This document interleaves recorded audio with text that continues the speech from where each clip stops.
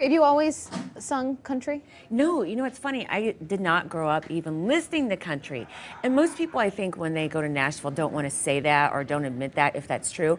But that's true. And for me, I was the rock and pop kid growing up in Ohio around Cleveland where, you know, rock is very big. So I would only listen to country when I had to figure out if I had a snow day or not for school, and it was that station.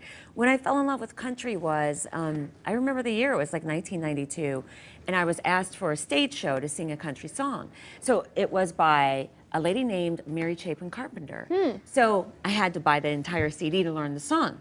So I stuck it in, and you know, she was an alto, which I really didn't hear very many recording artists who were altos like myself.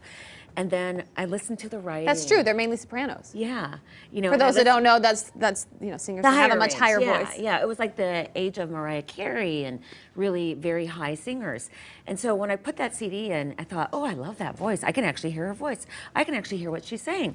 Oh, I love this genre. What is this? And it was country, and I just fell in love with it. Yeah.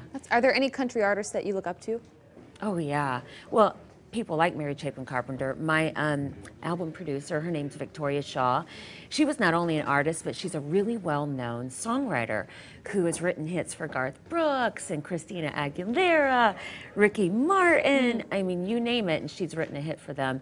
In addition to, how I became aware of her was she produced Lady Antebellum's first big hit album. And I remember opening that CD too, and I went, and I started reading the liner notes. Like, who reads the liner notes but journalists? I don't know. I was going to say, yes, you do. So I was reading the liner notes, and it said Victoria Shaw had produced this. And I looked up, and I said to my husband, I'm going to work with her someday.